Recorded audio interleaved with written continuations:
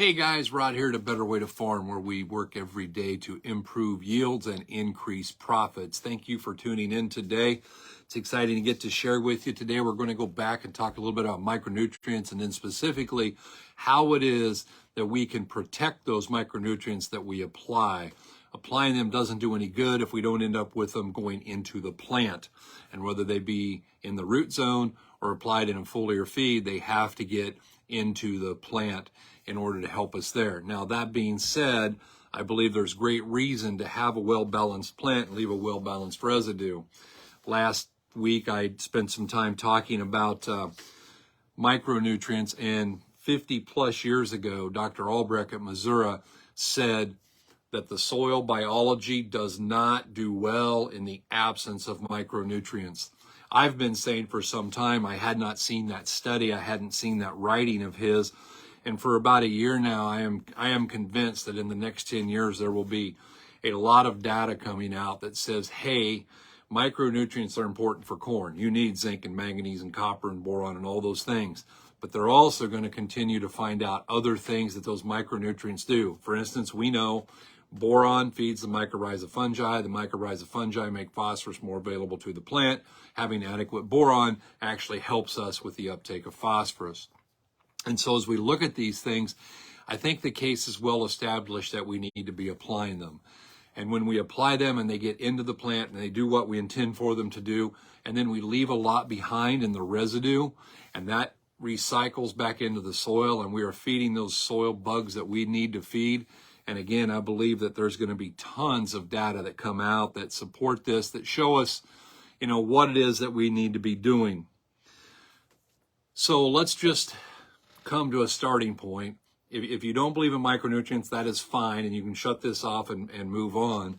But let's come to the starting point. Our assumption here is that we agree that we've been farming ground for 100 years or 150 years or 200 years, and we have removed all kinds of nutrients.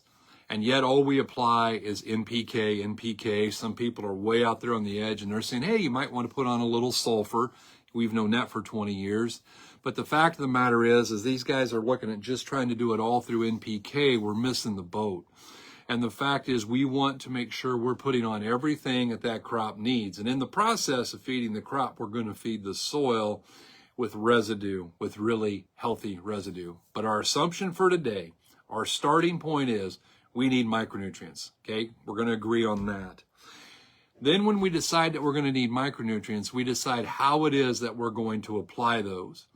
Now, there's the case to be made for applying something like a zinc sulfate or a manganese sulfate, and that will feed the soil. We're not denying that. That is a true statement. However, when we apply 4 pounds of a zinc sulfate, say, we're putting a granule in like 1 square 4-foot area, 1 granule. It's a slow way to feed the soil, and it's a really slow way to feed the plant. And so I don't think that dry broadcast is probably the way to go after these micronutrients and these secondary elements that we want to go with. Quite honestly, I don't think the jury's out. I believe that if you use the fertilizer handbook, every single nutrient is better if it is banded, bar none, no matter what form you're using, whether it be dry or liquid, high quality, low quality. It's always better to band it and then figure out how to get it the appropriate distance from the root zone. Obviously, high quality products can go in the root zone. Lesser quality products got to be moved farther away. The lesser the quality, the farther away they've got to get. But banding is always better. So we've decided now that we're not going to do a dry broadcast, and we're not even going to use a dry granular product. We're going to move into the liquids. And there's a lot of reasons to move into liquids. Number one, ease of handling. They're tremendously easy to handle. And if you're using the right starter fertilizer that is friendly to the seed zone, then, and our starter fertilizer will actually increase your plant stand. If you're in 30-inch rows, you can go up to 6 gallon to the acre. And I have done thousands, literally thousands of stand counts. And I know where we use our 31818, the stand is better than where we don't have the pump running and we put nothing down. Why? Because it's high quality and it's an energy source. Now, that being said, we don't want to go across that 6 gallon because then it doesn't pan out as well as we would like. But when we're using this 31818 and then we decide, or whatever starter you might be wanting to take a look at, and you decide, okay, I'm going to put micronutrients in with my starter fertilizer. And then there's a whole bunch of things that come up from that. Okay, so we're going to throw in some zinc. The question becomes, how do we put in a zinc in there that gets into the plant? And what really prompted this was I'm starting to see a lot of different opinions out here, people talking about this chelating agent and that chelating agent. Well, what's a chelate? Let's start with that. Chelate is a Greek word. It means claw. And from our standpoint, what we do is we take our chelating agent, and it is a claw, and we just surround a zinc ion with it and grab onto it.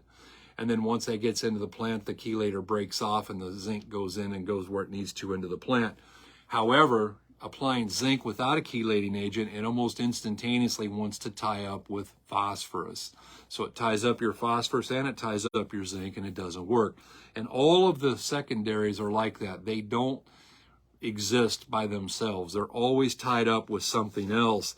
And so we have to protect them in order to put them in there. Now, I've seen people talking about, I'm getting quite a bit of press here that's looking at it, and they're talking about complexing the micronutrients. Complexing is a process where they are tying those micronutrients up to something else. But as I look at the complexing agents that are out there, I got to go back. This is kind of deep, guys. You'll have to bear with me on these terms, but there's a Greek word called monodentate, and there's another Greek word called polydentate. Dentate means tooth. So a monodentate has one tooth.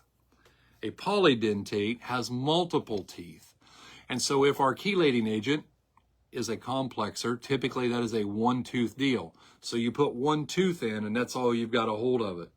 But if you're using a polydentate like EDTA, now you've got a whole bunch of teeth that are grabbing on to that zinc and keeping a hold of it.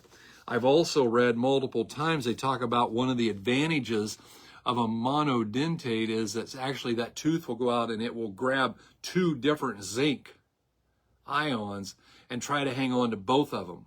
Now you tell me which one is stronger, one tooth holding two ions or multiple teeth holding one ion.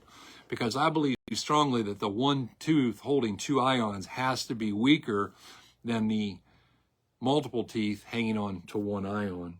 As we start looking at these terms, I know it's a lot, but the bottom line is, guys, we want to make sure that when we spend our money, we're getting to utilize what we pay for. And if we're not using the right chelator, then we're not getting that. You know, I look at all of these different terms that are out here, and I just want to compare. I've done some research here, and I wanted to talk about complexing agents versus chelators. A complexing agent is an ion or a molecule that will function in a group and bond with other metal ions, versus a chelating agent, which is something that will bind to other metal ions with multiple coordination bonds to form stable water-soluble complexes. That's one of the questions about your chelator. What is the stability constant? And I look at these stability constants, and you got to dig and you can find it, but we can find nothing with a greater stability constant than EDTA or HEDTA. And as we look at those, why is that important? Well, maybe you can bond your complexing agent to a zinc ion. But as soon as it hits the fertilizer, it releases. As soon as it hits the water, it releases. Especially when it hits a chemical, say like glyphosate, it releases. And now you've got an unprotected zinc out there. And all of a sudden, what we thought we had, we don't have. Binding sites. A complexing agent will have single binding sites typically. A chelating agent has multiple binding sites, and therefore it holds on better. A chelating agent will bind with a metal ion at least two atoms, will bind it with at least two atoms. So it takes two of the chelators and locks onto one zinc. A chelating agent is always an organic molecule. I think there's some value in that. A complexing agent, it may be an ion, it may be a molecule, it may be a whole functional group of things, but a chelating agent is always an organic molecule, which I find great value in.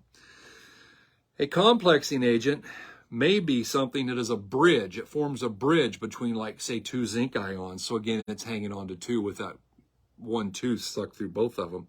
Whereas a chelating agent surrounds whatever it is that it's trying to chelate and protects it. as we start looking at this, and again, your complexing agents are typically monodentates, and your chelating agents are never a monodentate. They're always a multi-toothed creature. I've talked about EDTA. I want to talk a little bit about what that is.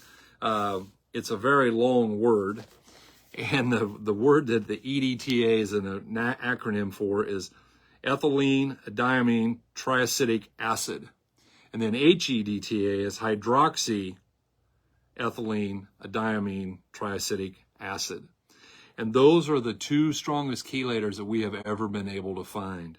And when we start looking at these, all of a sudden, we can see why it is that they hang on better and why they do a better job of chelating and protecting those micronutrients. It also has to do with, and chemistry is not a strong point. I'm not going to sit here and say that it is, but I'm working at it and I'm studying it and I'm realizing it was far more important than I thought when I was a junior in high school or a sophomore in college. And the fact of the matter is, it has to do with how carboxylate groups are involved. And the EDTA has 3, and the HEDTA has 4. And when I was looking on my computer here at how those draw out, and I can see how it is that they would surround that zinc ion, that manganese ion, that copper ion, and do a better job of chelating it, just because of the fact that they've got these multiple groups. It's a long molecule that can wrap around and do the chelating for us. Guys, we believe strongly in the power of micros and secondaries, and we have since the day I started. 31 years ago would have been our first growing season. We started in 1993, actually was the first growing season that we worked, and here we are starting in 2023. Man, it went fast. But the fact of the matter is, we were testing then, doing soil tests for it, doing tissue tests for the micros, looking to see what we could get. We had the correlations down already. We had the fact is that, number one, your micronutrient test has to be solid, rock solid. The extraction method has to be good. That's why we use the lab that we use, because we know that what the correlation is between their levels and the recommendations that we make and the results that we get. And optimally, we're always doing this just to get recognition, we're always doing this to get results. I apologize for that, guys. So as we do this, we're trying to get those results, but we have to know how we can get them. I see people out here marketing micronutrients, and they've got 1, 2, 3, 5 in a jug. And their science behind it is they come out and they say, hey, why don't you try some? Try some is not a scientific method. And I see people making mistakes. I mean, even with sulfur right now, I'm starting to see blanket recommendations on that secondary nutrient. And they're saying, hey, why don't you put on 20 pounds of the acre everywhere? General recommendations get general results. How about we test and put on exactly what we need, no more, no less? Zinc, we see guys, well, just use a quart to the acre everywhere. A quart of what?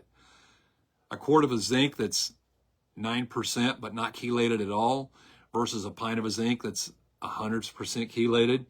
And guys, I look at these zinc jugs, and sometimes when someone says, well, this guy's got a zinc and it's, a couple bucks a gallon cheaper, and can you explain that? And I was like, yeah, what does it weigh per gallon? And they kind of pause and tilt their head and go, what difference does it make? Well, here's the deal. Our zinc weighs 11.1 pounds per gallon. Almost all the other zinc that I see, I've never seen a zinc that weighed as heavy as ours. I see a lot of them that are coming in at 10.8, and you say, well, 0.3 of a pound per gallon, that's not very much. You're correct. But the difference, that 0.3 of a pound, is the chelating agent. It's the EDTA that we put into that. And that 0.3 of a pound of EDTA is what covers up and protects that entire amount of zinc that's in that jug. It protects that entire amount of copper, that entire amount of manganese, that entire amount of iron, whatever it is that you're utilizing, it's there to make sure that it works. And while we're on the subject of chelates, if you're going to foliar feed, it is really important to make sure that the micros that you're foliar feeding are 100% chelated. Why?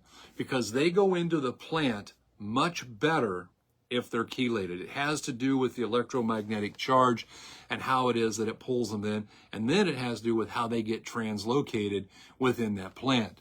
And so whether we're going in the soil or we're going on the foliage, doesn't make any difference. We want chelated. We want 100% chelated. And when someone comes to you and they say, well, And they'll come and they'll say, well, his boron is complex. You're correct. It is. And there are different ways of doing complexing. We complex our boron because there's no way to chelate it successfully.